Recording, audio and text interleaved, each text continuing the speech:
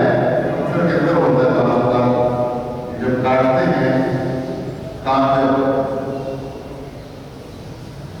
ہو رہے ہوتے ہیں تو اس میں پتھروں میں بھی بعض زندہ چیزیں نکلتی ہیں. پتھروں میں کوئی کیڑا ہے، کوئی ایسی چیز ہے اس میں زندگی ہے.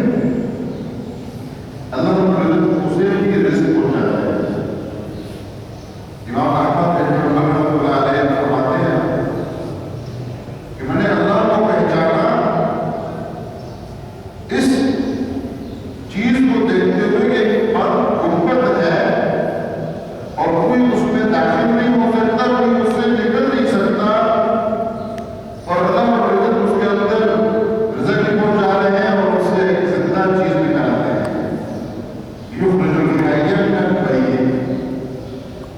ایک مردہ کون ہے، ایک جامد چیز ہے، نہ اس کے اندر کوئی داخل ہو سکتا نہ اس سے باہر نکل رہا، اور اس کے اندر بھی اللہ رزق پہنچا رہے ہیں. اور ایک خوبصورت پیارا بچہ چڑیا کا، مرغی کا، پرندوں کا اللہ نے بڑے سے دوسرے سے نکالا.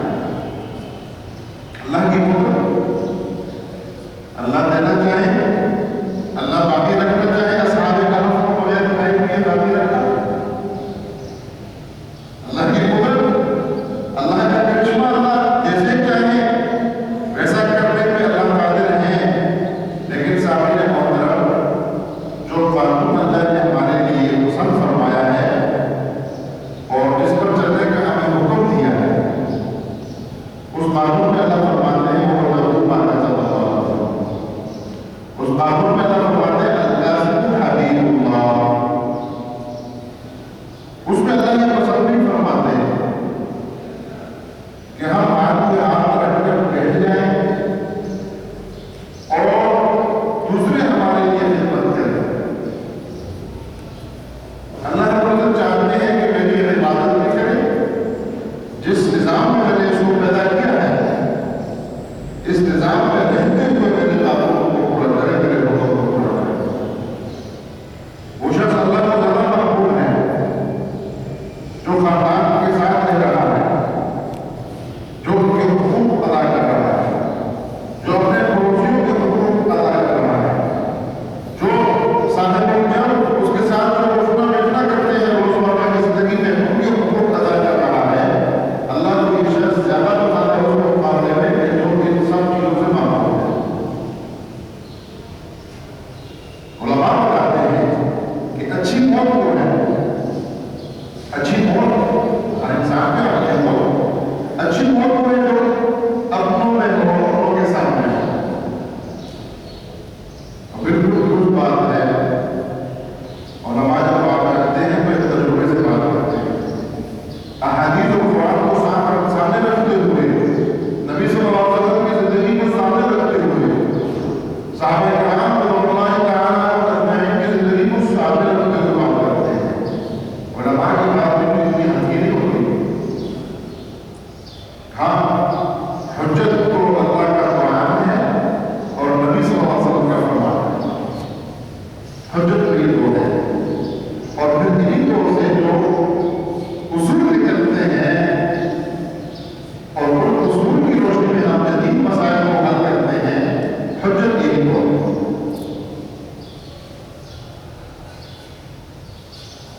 مسامعین محترم، جو علماء کی بات ہے یہ بھی کم درجے کی نہیں ہوتی. وہ شریعت کو دیکھتے ہوئے بات کرتے ہیں، ان پر حسن ظن ہوتا ہے. جیسے کہ ہم کہتے ہیں کہ صحابہ کرام رضوان اللہ تعالیٰ عنہم کی بات ہے تو اس کو بھی ہم عمل کریں گے، اسے بھی مانیں گے، کیونکہ وہ شریعت کی بھی بات نبی صلی اللہ علیہ وسلم سے سنے بغیر نہیں بیان کر سکتے. اس میں وہ احتیاط برتتے تھے.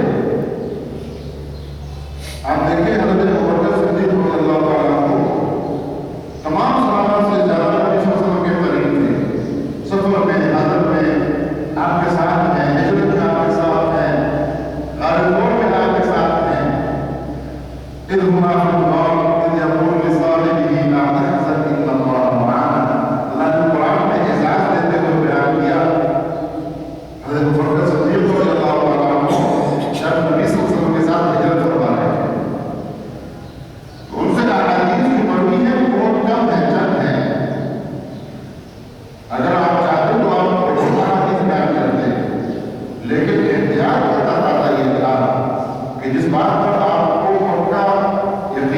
ہیں اور ساتھ یاد بھی ہیں، ضبط بھی ہے، وہ بیان کریں کہ ایسی بات نہ کر جائیں کہ نبی صلی اللہ علیہ وسلم نے وہ الفاظ نہ ادا کیے ہوں اور ہم وہ ادا کر دیں اور امت میں وہ حدیث مشہور ہو جائے اور ہم گناہ گار نہ ہو جائیں۔ تو اس لیے صحابہ کی بات بھی ہونے لگی۔ تو سامعین محترم، علماء کرام یہ فرماتے ہیں، یہ سنا ہے ہم نے کہ وہ بہت اچھی موت ہے جو اپنوں کے سامنے ہو، خاندان کے اندر ہو، گھر میں ہو، شہادت کے بعد شہید کی موت کو جہاں بھی ہو اس سے اعلیٰ موت بھی ہو نہیں سکتی، لیکن عام جو انسان کرتے ہیں اس کی بات کرتے ہیں۔ اور اسی طرح اللہ رب العزت نے اپنی نعمتیں بتاتے ہوئے ایک نعمت یہ بھی بتائی وَبَنِينَ شُهُودًا، اور ان کو اللہ نے یہ نعمت دے رکھی تھی کہ ان کے جو اولاد تھی ان کے آنکھوں کے سامنے تھے۔ اب اولاد آنکھوں کے سامنے ہو، وہیں ان کا کاروبار ہو، وہیں ان کا کام کار ہو، یہ بھی نعمت ہے۔ کتنے لوگ ہیں ساری زندگی گزر جاتی ہے، بوڑھے ہو جاتے ہیں، اب ضرورت ہے اولاد کی، اولاد باہر ہمارے میں محنت مزدوری کر رہی ہے اور خدمت والدین کی نہیں کر سکتی، بے شمار ہے۔ کتنے لوگ ہیں موجود ہیں اولاد قید میں چلی گئی، جیل میں چلی گئی، اولاد سامنے نہیں ہے۔ تو یہ نعمت ہے اللہ کی۔ مزامین محترم، اللہ کو وہ شخص زیادہ پسند ہے جو خاندان کے ساتھ رہتا ہے، جو عوام کے ساتھ رہتا ہے، جو اپنے روزمرہ کے امور بھی انجام دیتا ہے اور ساتھ ساتھ اللہ کے احکام کو بھی پورا کرتا ہے۔ یہ شخص زیادہ معقول ہے۔ وہ لوگ یہ نہ سمجھیں کہ ہم اپنی منہ سے روٹی کماتے ہیں اور ہم ساتھ ساتھ دین کے احکام کو پورا کرتے ہیں اور ہم کوئی گنہگار ہیں یا ہم کوئی کم، ہم سے کوئی نیکیاں کم ہوتی ہیں، یہ نہ سمجھیں۔ اللہ کے حکموں کو پورا کریں، ساتھ اپنا کام گزار کریں اور جو کام کر رہے ہیں اس میں بھی اللہ کے حکم کو پورا کریں، تو وہ کام بھی آپ کی عبادت بن جائے گا، وہ کام بھی آپ کی عبادت بن جائے گا۔ جب آپ محنت کر رہے ہیں، آپ مزدوری کر رہے ہیں، اینٹیں اٹھا رہے ہیں، آپ نیت یہ کر رہے ہیں کہ جو میرے پہ حقوق ہے بچوں کے، جو میرے پہ حقوق ہے گھر والوں کے، جو میرے پہ حقوق ہے والدین کے، میں ان کو ادا کروں گا تو میں یہ مزدوری کرتا ہوں، اور پھر جو میں روپیہ لوں گا مالک سے وہ مجھے دیکھے کہ میں یہ کام اس کا کروں، وہ کام بھی پورا ادا کروں گا، اس میں بھی ڈنڈی نہیں ماروں گا۔ ہاں انسان کو کہیں کمی بتائی ہوگی، بتا دوں گا اس کو کھول کر کے مجھ سے آج کتنا کام ہوا ہے، تمہاری مرضی ہے، مزدوری پورے دن پوری دیتے ہو یا اس میں سے کچھ کم کر دیتے ہو، بتا دو اس کو، اب اس کی مرضی ہے پوری دے دے یا اس سے زیادہ دے دے یا اس سے کم دے دے۔ تو یہ کام بھی آپ کی عبادت بن جائے گا، یہ کام بھی آپ کی عبادت بن جائے گا۔ عبادت کہتے کس کو ہے؟ عبادت کہتے ہیں اللہ کے لیے کسی کام کو کرنا، اللہ کی خوشنودی اور رضا کی جستجو میں بھی عمل کرنا۔ ایک عبادت کو ہے، وہ فرض ہے، لازم ہے، اس سے کچھ چھٹکارا نہیں ہے، وہ بھی اللہ کی رضا کے لیے کریں گے۔ ہاں کبھی تربیت کے لیے جب چھوٹے ہوتے ہیں، بچے ہوتے ہیں تو والدین سختی کر کے نماز پڑھو، حکم ہے۔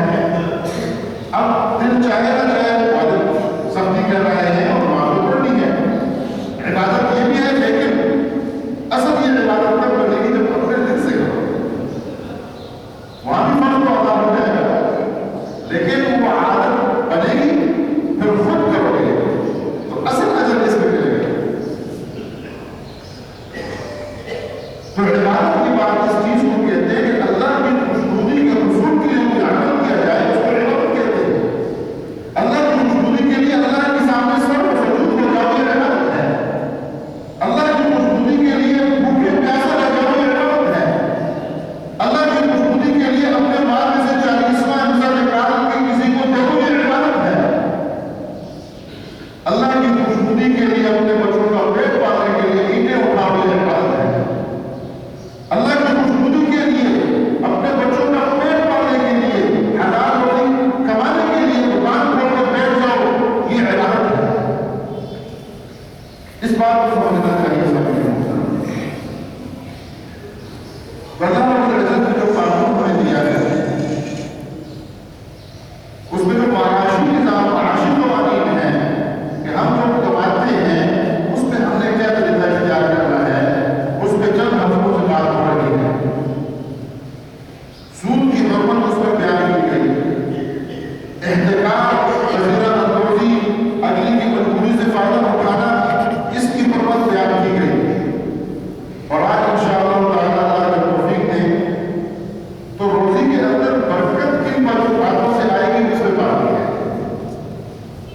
روزے کے اندر برکت جو ہے وہ اللہ رب العزت کن چیزوں سے ادا کرتے ہیں وہ بات بیان کی ہے اور اسلامی نقطۂ نظر سے بیان کی ہے۔ بعض لوگ ہیں دنیا والے وہ کہتے ہیں کہ اس کام کو یوں کرو تو روزی زیادہ ہو جائے گی اور وہ شریعت کے خلاف ہوتا ہے۔